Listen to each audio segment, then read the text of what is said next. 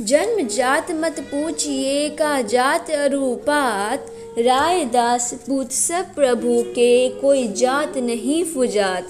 अर्थात रायदास कहते हैं कि किसी की जाति नहीं पूछनी चाहिए, क्योंकि संसार में कोई जाति पाति नहीं है। सभी मनुष्य एक ही ईश्वर के संतान हैं। यहाँ कोई जाति बुरी जाति नहीं है। नमस्कार दोस्तों, मैं सोनाली वर्मा आज आप सभी के साथ हमारे देश में हो रहे दलितों के साथ क्रूरता और हैवानियत के मुद्दे पर अपने विचार व्यक्त करना चाहूँगी। आए दिन मिल रही दलितों के प्रति क्रूरता की तस्वीर हमारे मानवता पर सवाल उठाती है।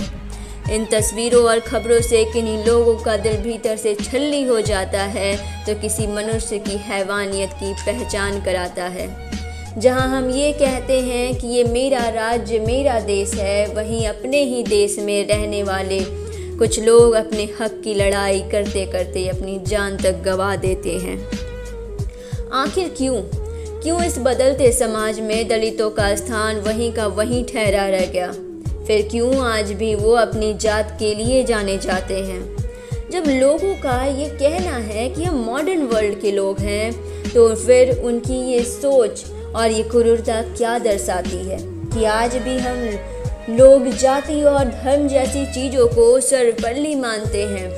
तो क्या हमारा एजुकेशन, हमारा कॉन्स्टिट्यूशन मायने नहीं रखता, जहां हर मनुष्य को बराबर का दर्जा दिया जाता है, जहां जाति और धर्म से उठकर मानवता को सर्वपल्ली माना जाता है, जिस देश में मानवता और महानता को स्थान दिया जाता है, वहीं दूसरी ओर आधे से अधिक प्रतिशत लोग अपने पर हो रहे अत्याचार को सह रहे हैं। आखिर इनके लिए कौन आवाज उठाएगा? कौन इनको इनका हक दिलाएगा?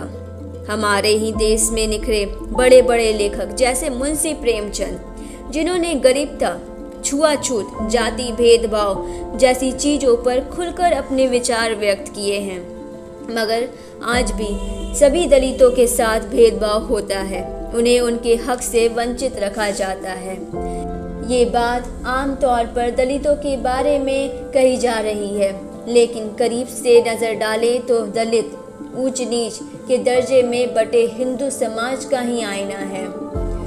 यूँ तो भारतीय उपमहाद्वीप के लोगों की जिंदगी को संचालित करने वाली ये जातियां व्यवस्था पिछले करीब 2000 सालों से ऐसी ही चली आ रही है, लेकिन इस जातीय व्यवस्था के भीतर जातियों का बंटवारा तकनीकी, आर्थिक तौर पर और सियासी उठापटक की वजह से बदलता रहता है। और अगर आंकड़ों की बात करें तो हर वर्ष दलितों पर अत्याचार के मामले में वृद्धि हो रही है।